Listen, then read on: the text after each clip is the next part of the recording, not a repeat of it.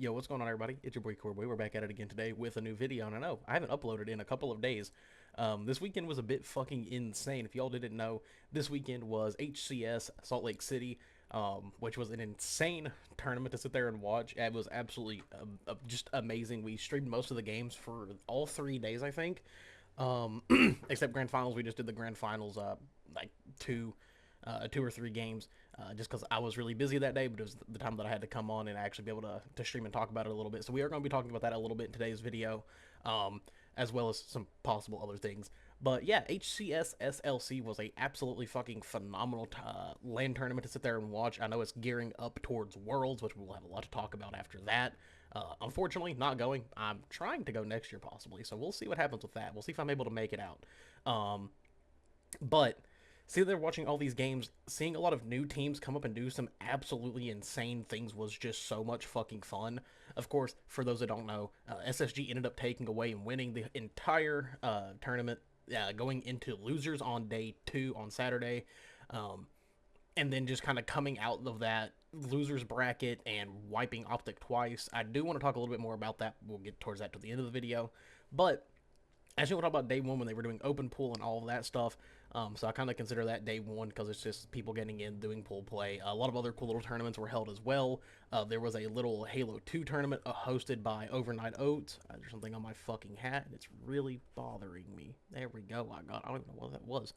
But there was a little Halo 2 tournament. It was hosted by Overnight Oats, and it was super fun to watch. Just watching a lot of classic Halo be played with a bunch of older players, a lot of newer players. It was just super cool to watch. It was really fun.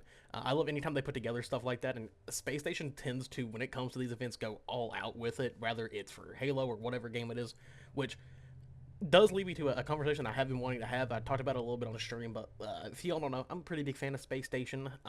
Probably not the biggest like some people are, but they are definitely one of my favorite teams to watch when it comes to a competitive side of things. But also, Space Station does something that like I don't think a lot of these teams really do that I wish more of these teams would do, but it's the way they back their Halo team really sets them apart from others, and it's absolutely astonishing, and I just love it. The way that they go out of their way to show support to this team, doing a special merch drop for this event, and the way they just always are hyping up their players. Whoever runs their social media is genuinely one of the funniest people ever because they just fuck with everybody. Whether they're winning or losing, they'll always be like, "Oh no, we lost here," and then like post a stupid fucking meme about whatever happened. It's always fun, and it just shows that there's one thing that Space Station has that I don't think a lot of these other teams do have. Oh, I didn't mean to do that. What the fuck is going on with my Halo? Why is it? I was wondering, like, what the fuck is going on here?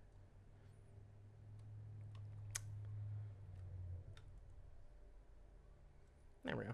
But it shows a lot of different things about, like, how if you really show your team the love and support, they will always come out and show. And I think that's one reason why SSG gets so much support in the Halo community is because they have creators that do stuff for Halo, to like Uber Nick, for example, one of the probably best Halo creators right now, a dude that shows immense amounts of love towards Halo, its fan base, the community, and I love that. He's actually one of the fewer like bigger creators that I really enjoy watching, just because he can critique a game, but also he's like, I'm not just gonna like doom it to fucking death. I actually love this series, and I really do appreciate that from him. But also the way that they just support that team, and it shows in how they play, and it's just super fucking fun. There was like one thing I was like always taking notes on during watching all these games from 2 specific teams. One's a smaller team and one's of course SSG, but also the team Dark Inside or Dead Inside, whatever you want to call them.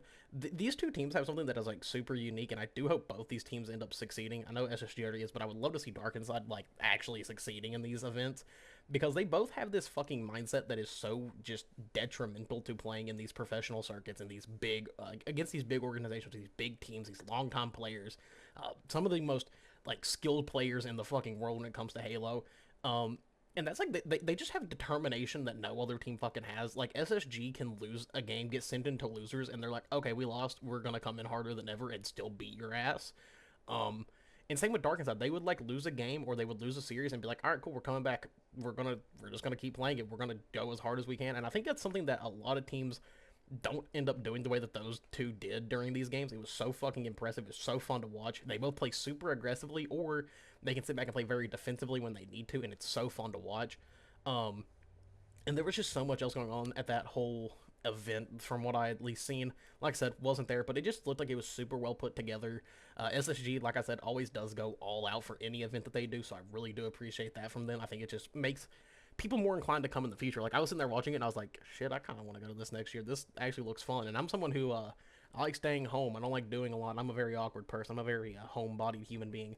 But seeing, like, how that event's ran and everything, I was like, damn, it just looks like everybody's having a good time, and I love that. Motherfucker, why does it always gotta be Prism?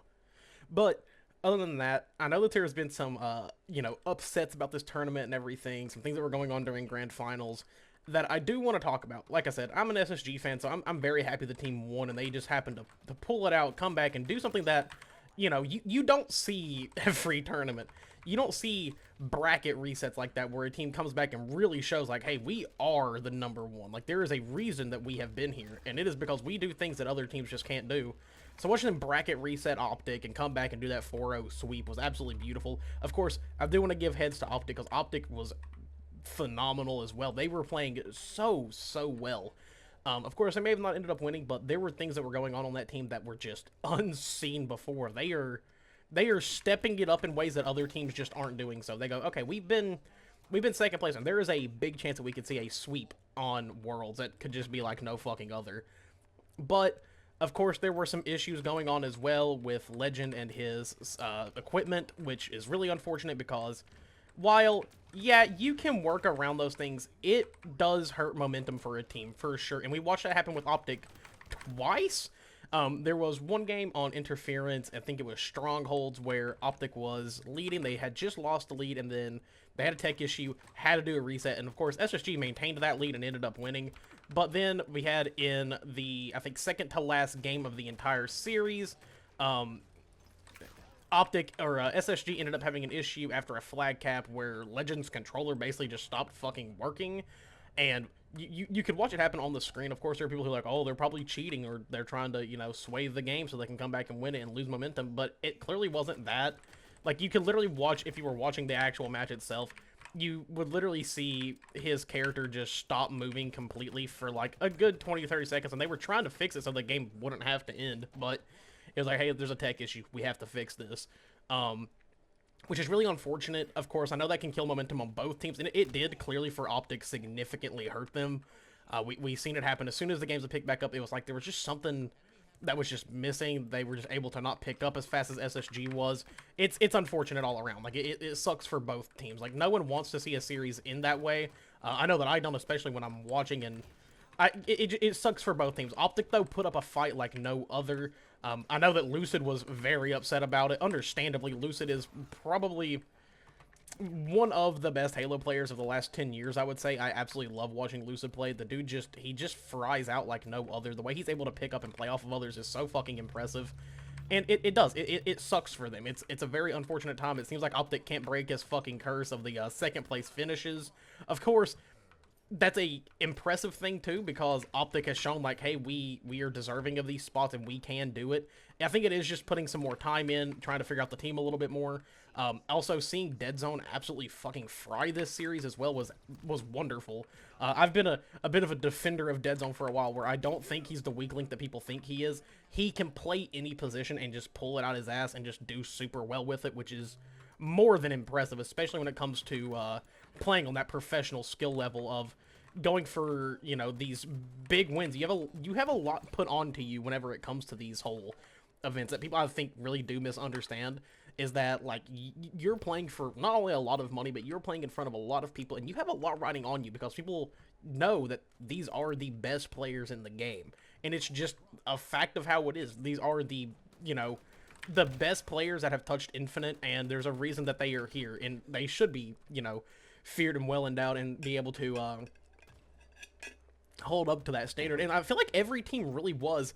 Of course, we did watch in the losers bracket, there was a crazy thing going on between Cloud9 and SSG, and I do think if Cloud9 wouldn't have fumbled as hard as they did on those games, the last couple specifically, we would have seen something new happen. We would have seen Optic come in and absolutely take that crown away and actually put them in their place of like, hey, we are the team.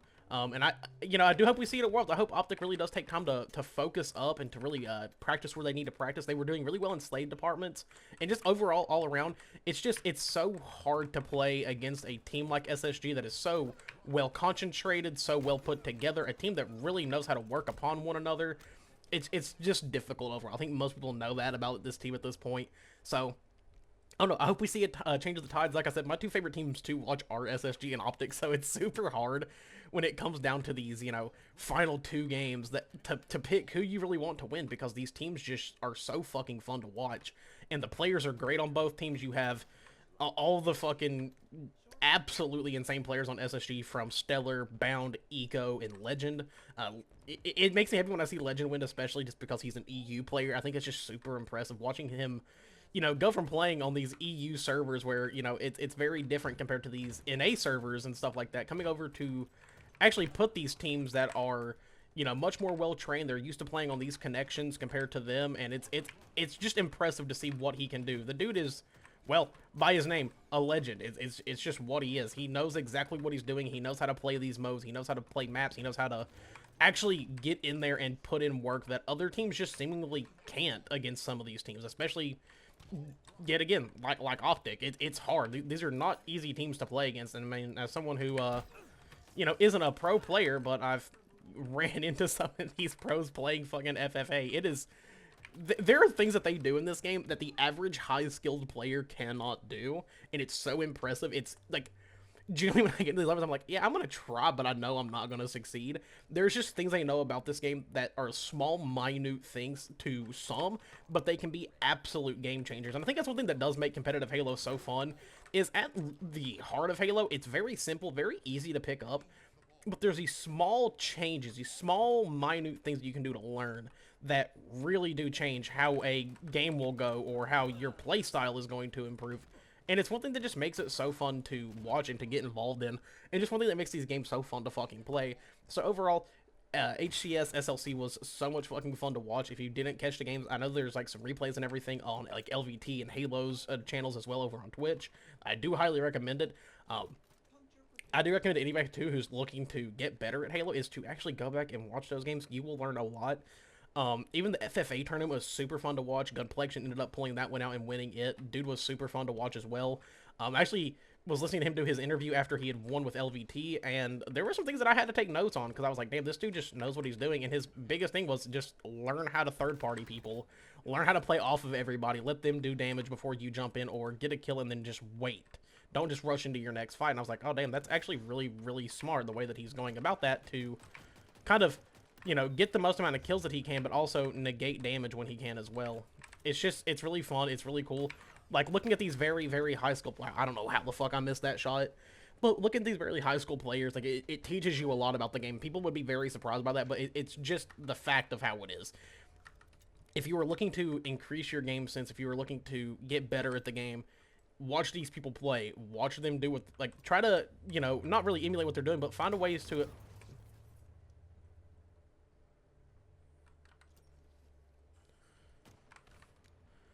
I'm sorry, I was baffled by where the fuck my grenade went. That was, like, insane. I'm picking this up, by the way. This is mine now. Fuck you. But, like I said, if you're looking to sit there and improve your gameplay, improve what you were just doing overall, rather it's objective or, going for slays, look at these teams. These are the best people that you can be looking at for these, tips and tricks and everything in between.